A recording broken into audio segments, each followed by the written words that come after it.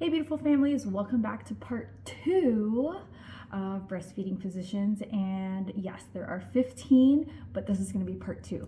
In part 1, we went over 6 different positions, which are probably the most common. So if you missed it, go ahead and check the link below so that way you can catch up on part 1.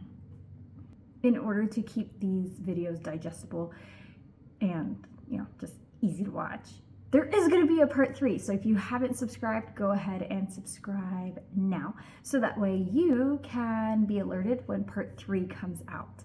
On that note, let's get going. Oh, and I ended up adding a couple more because the list just kind of goes on. So I think right now we're at 17 different positions. So yeah, we definitely need to get going. Number 7 on the list is one I call babysitting. It is another intuitive position, and this is where your little one is going to be sitting on your lap while they are latched on. And instead of being completely horizontal or even vertical on you, they're actually going to be in a somewhat diagonal position.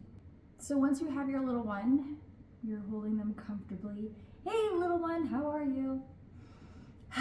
Sniff them. If you have them close to your chest, you can go ahead and slide your little one down toward the side that you want to nurse on. They are going to come down to where they're tummy to tummy and slightly sitting in your lap with their head toward your breast and your nipple.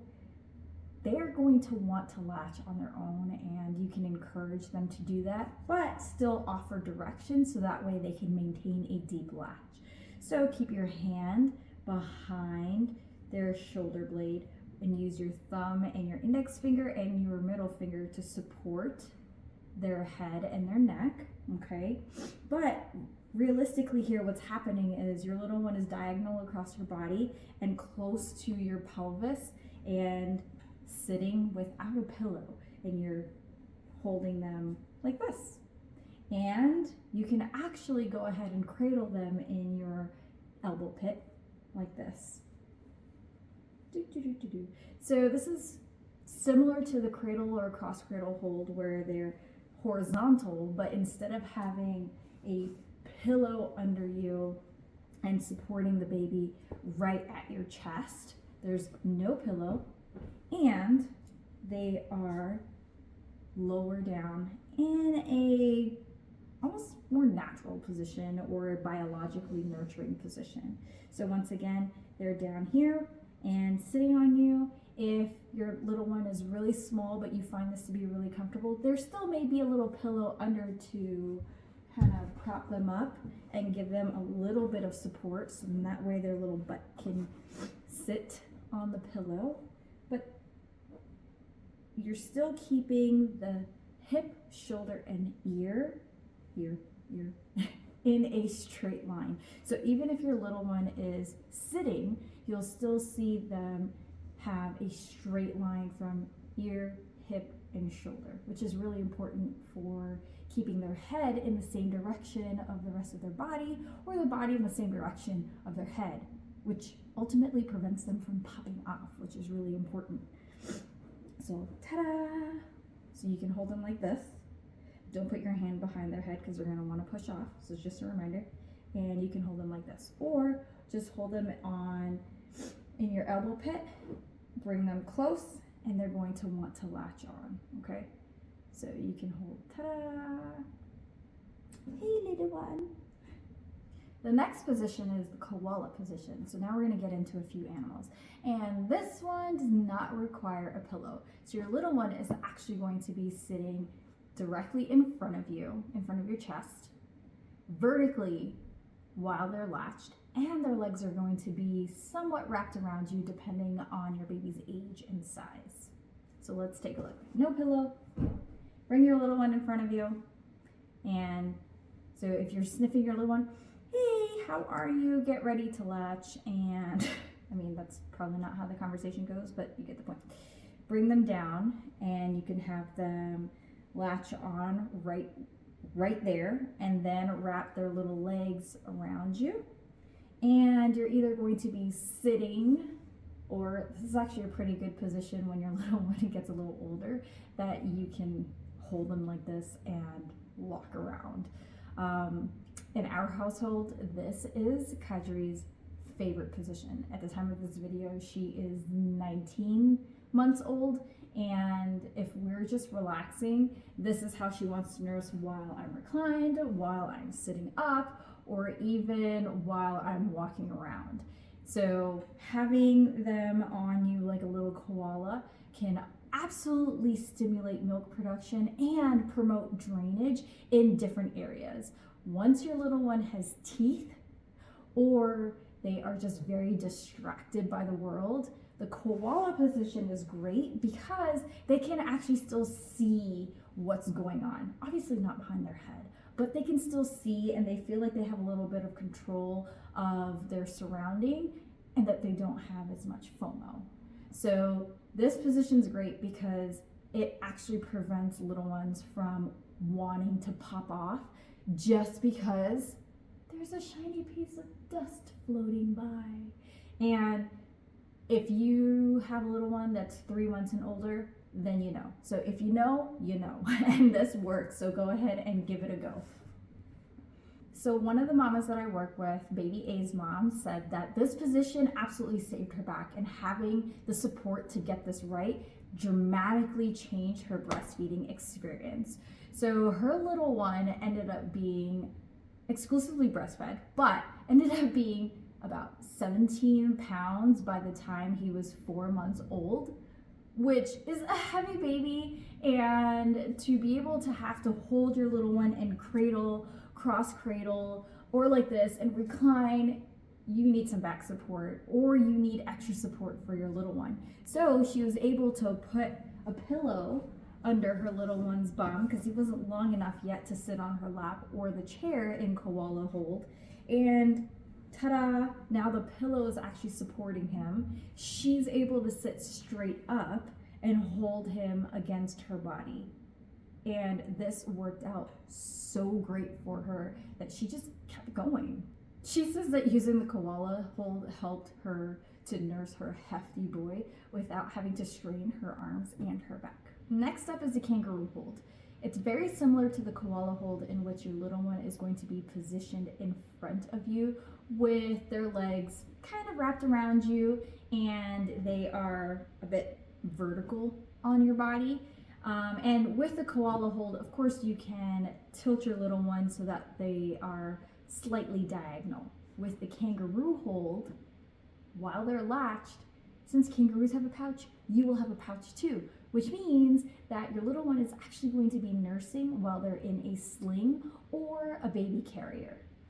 So once again, for the kangaroo hold, you're actually going to be standing. I know that I'm sitting right now, but you're going to be standing, and your little one is going to be in a carrier. If I were to show you this in a carrier, you wouldn't really be able to see it as well.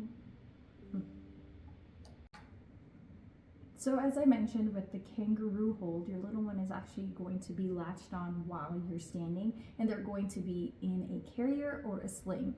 This skill absolutely pays off. Absolutely pays off, because then you'll be hands-free while your little one is nursing, and you could be walking, you could be on a stroll, you could be at the park if you have another little kiddo. And if you have another little kiddo, then you know life does not pause for anyone to learn these new skills. So having the skills to nurse while your little one is in a carrier is a big deal. So what you want to do is, once they're in the carrier, you're going to position them so that they are slightly lower. Depending on which carrier you are using, you're either going to have to loosen up the straps or loosen up the sling, whatever it is that's supporting and holding them into the actual carrier. You're going to want to loosen it up so that way they can drop down a little bit lower. If you have a little one who is not yet in a carrier where you have buckles and straps, so maybe they're under 3 months old, then when you nurse them, they're going to be in a cradled position. in the carrier. So if you have something like a wrap, they're going to be like this. So while they're sitting kind of like this in the carrier or in the sling or wrap, you can loosen it up and position or maneuver them to come out this way, and make sure that they are hugging your body while they're in the wrap. Okay, so if you have an actual carrier that has buckles, then loosen it up a bit, slide them down, make sure that their legs come up around you, which more than likely they're already doing that. You're going to bring your breast up and help them latch. Okay, so once they are on and you fix their latch if necessary, then you're good to go. And you can still have them hug your breast or hug your body while they are in the carrier or wrap. With any of these positions, practice, practice, practice, because breastfeeding is a skill. All these different positions require a skill, and skills all require practice. Having the skill to be able to do this on the go is going to help you dramatically. And you don't have to be able to do this on the go if you don't want to, but being able to sit down and breastfeed at any position that you want comfortably, so that way you can get rest, absolutely makes a difference. So I want you to go ahead now and comment below which one of these positions are the most comfortable for you, which ones have you learned that you didn't even know about, or which ones are you going to try out? So let me know. I love hearing from you guys, and let me know what you are thinking. Alrighty, so next up is dangle feeding. Yes, dangle feeding. That sounds a little weird, and it can look a little weird, especially if anyone is around you and they have no idea what you're trying to do. So with dangle feeding, your little one is going to be positioned under you while you are actually on all fours, hanging over them, and they are latched. It has its purpose. Just trust me on that. It has its purpose, and we're going to get into that. So what does this actually look like? So with dangle feeding, your little one is going to be under you. They're going to be flat on their back, or if they need a little bit of an incline, because this is not a position that you nurse in for an entire nursing session. I'll explain why anyone would even want to do this. But you can use a little blanket to put their body in a slight incline, and they're still going to be under you. So you would be on all fours, and by all fours I mean you're on your hands and knees, and you're going to position yourself over them with their nose pointing to one direction and obviously the chin pointing in the opposite direction, and you come down and you nurse.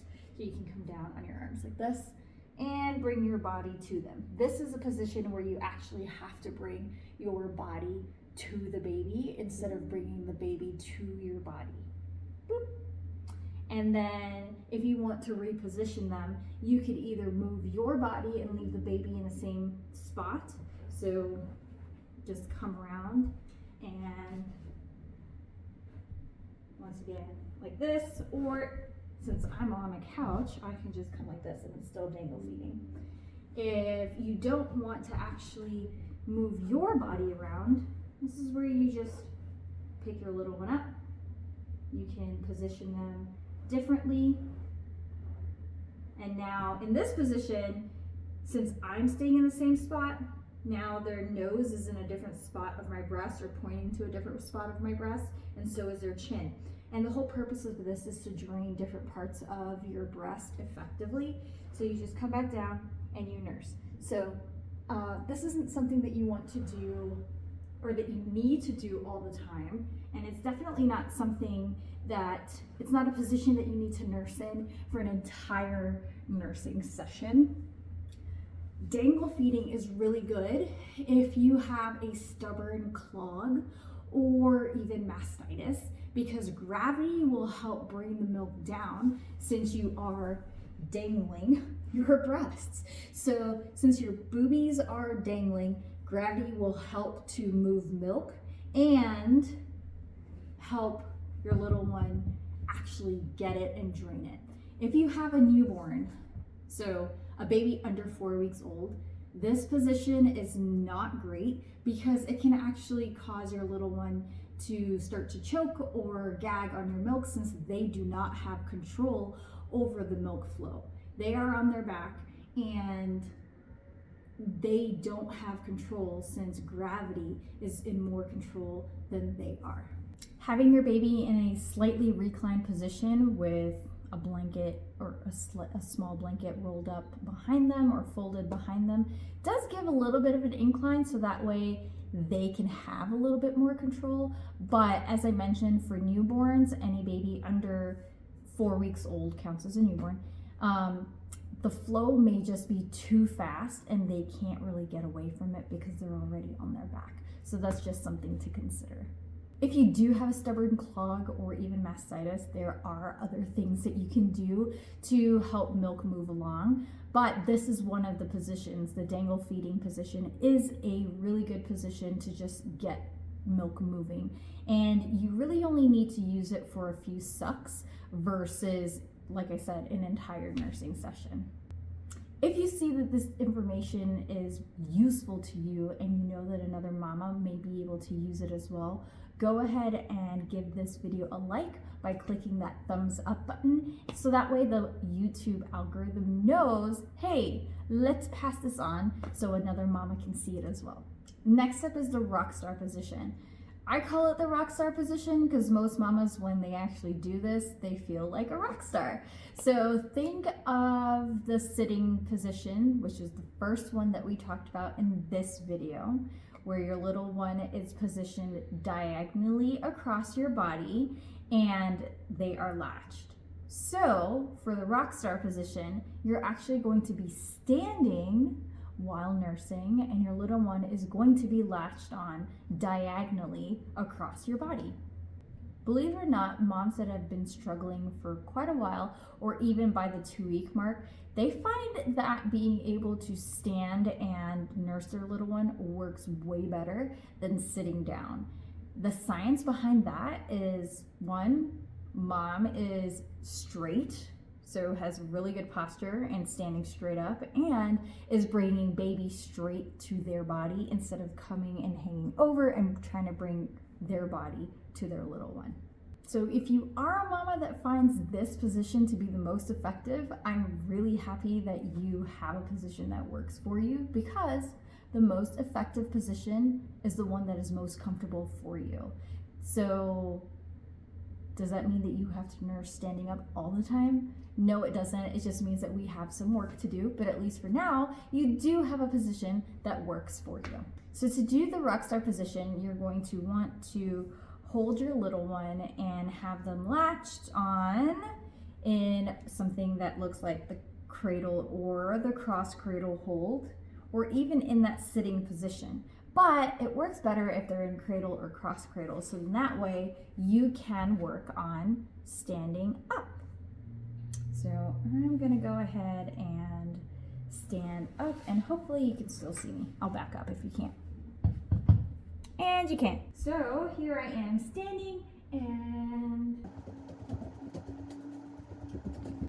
you can stand and you can nurse, and you can hold your little one just like this. You can hold them one-handed and nurse. It just depends on your comfort level, and I feel like I'm modeling a baby, but it really depends on your comfort level, how big your little one is, and where you are in your nursing journey. But the Rockstar position, because many mamas feel like rock stars when they're able to walk around, do things, and nurse at the same time, or at least just get a drink of water while they're nursing on their own. So mechanically, as I mentioned, this position tends to work out a whole lot better than some other positions, just because mom is straight or straighter while standing, and babies from a primal perspective tend to relax when they're in mom's arms and mom is standing. So if you're ever wondering, why does this work better than sitting down, this is part of the reason. Another reason is, since mom is bringing baby very close to her body and holding baby very close, there's not a whole lot of wiggle room for them to push back, pull back, and pull on your nipple. So therefore, having them very close to your body in any position will also help them be a little bit more comfortable. If you know a mama that this video will resonate with, go ahead and share this video. Just click that share button and send it off so that way they can go ahead and see it and they'll be like, oh, that makes total sense, or oh, I should really try this position. Thanks for sending me this video. Next up is the double rugby hold or the double football hold. So in video 1, which is linked down below, we talked about the football hold, which was really just for one kiddo. With a double rugby hold or double football hold, as you can imagine, there are 2 little ones nursing. So this is great for twins or for mamas who are tandem nursing with potentially an older sibling, right? So double football hold means that you're going to have one little one on your right side and another one on your left side, and both of them are in football hold. Just a reminder as to what football hold looks like. This is where your little one is going to be. Hey, little one. You can hold them and support their head, bring them to the side that you want to nurse on, turn their body towards your body, tuck their legs and their torso under your arm. Their arms should be hugging you, and bring them back a little bit so then that way you can help them latch on. And of course, for support, there is a pillow involved. Pillow involved. So you have your pillow, you bring your little one to you, turn them close to you and facing you, arms hugging you, body under your arm, and you're supporting their head and neck and their back with your arm as well, or with your hand. And then you help them latch on. Now, if you are tandem nursing, the baby that is most difficult, or the child that is most difficult for you to latch on, is the one that you want to latch on first. If you have a toddler that's also nursing, I would go ahead and say, just hold on a little, bud. Let's go ahead and latch your brother or your sister on. And then once your little brother or sister's drinking milkies, then you can hop on as well. And once the baby is latched on, then you can turn to your toddler and say, okay, open wide, let's get on. And you have your toddler on the other side. If you have twins, then you absolutely need a second person to help you out as you get started. Ooh, need some water.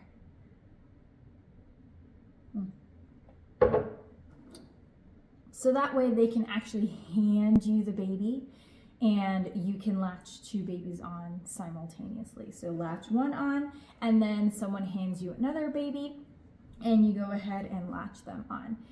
It is always helpful in any football position or rugby position to have a pillow behind your back. It gives you some leverage, and then that way you can also lean back a little bit and get comfortable, okay? So it may take 1 or 2 pillows depending on your sitting situation.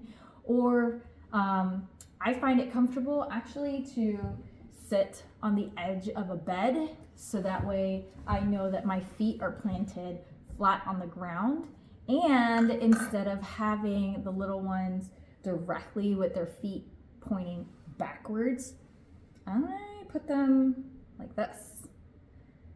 So it's kind of like cradle sliding over to the other side. And then that way their feet go out to the side and I don't have to worry about, oh, they're pushing against a chair or they're pushing against the back of the bed. This does mean that I have to hold myself up, but there are pillows that are called husbands or reading pillows that you can use for back support, and they have little armrests on them, which can be helpful to support your little one. So I don't have one here with me at this moment, but check out my Instagram and it will be on there as well. Remember, the most effective breastfeeding position or the best breastfeeding position is the one that's most comfortable to you and also allows your little one to transfer milk from your body into their little tummy. So whatever is comfortable today and you stick with it, Don't be too hard on yourself if it's not comfortable in 2 weeks and you have to switch things up. Your little one is growing, your milk supply changes, the rate at which milk comes out changes. So whatever works today may not work tomorrow. You switch it up, and then in a couple weeks or a couple days, you might have to switch it up again and go back to where you were before. And that is okay. Everything is moving, everything is changing, and this is just a season. Making sure that you are comfortable is a priority. I know that many times it always seems like it's all about the baby, but it really should be about you as well. And if you are comfortable, it's only going to enhance your experience with breastfeeding. So make yourself comfortable. Have 10 million pillows around you if you need to. Make sure and have someone bring you water. If no one is available, have 4 water bottles available in all the different areas, because you know as soon as you sit down, you're going to be thirsty. And if that's something that you don't know, I'm telling you right now that as soon as you sit down, you're going to be thirsty. And golden nugget, that's because oxytocin is released while you are nursing, and oxytocin is responsible for that letdown. And when you have a letdown, you get thirsty. Oxytocin also makes you thirsty. So even if you chugged water before you sat down thinking, okay, well, I'm just gonna drink my water now, and then I'm going to sit down and nurse so that way I don't have to worry about being thirsty, you still might be thirsty. So don't feel bad that you forgot your water or you didn't bring your water. It happens, and it happens to me still, and I've been nursing my oldest for almost 4 years now, and my little one for 19 months. Yep, 2 of them. So I get thirsty, and it's necessary that you have all the hydration around you all the time. Something else that will set you up for success is always making sure that your little one is positioned correctly with their ear, shoulder, and hip in a straight line as they are latched, because if the hip is turned away from your body, then their head is going to want to follow. Or if their head is turned away, then their hip is going to want to follow their head. So ear, shoulder, and hip should always be in a straight line. And sometimes it really just takes a tiny tweak for all of it to just fall into place. If you are noticing that you are still struggling or you need some help, then there may be something else going on with your little one's latch. A deep latch should always have their lips flanged out and quite a bit of breast tissue in their mouth, not just the nipple. If you need help with that, please let me know. I'm Nalini, I'm a lactation consultant, and I'm also nursing. But I have a specialty in oral restrictions, and if you are seriously determined to reach your breastfeeding goals and you're a entrepreneur or business-minded mama, click the link below in order to apply for the Breastfeeding Success for Entrepreneurs program, where I teach mamas to do all the things, be comfortable, and be able to reach their goals. Be sure to subscribe, because there's clearly going to be a part 3, since we haven't even gotten to 15 yet, and that way you'll know when the other ones come out. So the next few positions, or handful of positions really, get a little bit wilder than the dangle feed, but that's okay, because the longer you nurse, the more interesting things get. And some of these positions you might think to yourself, why didn't I figure this out before? So go ahead and subscribe so you'll know exactly when that video comes out. I really appreciate you watching this video, and I will see you in the next one.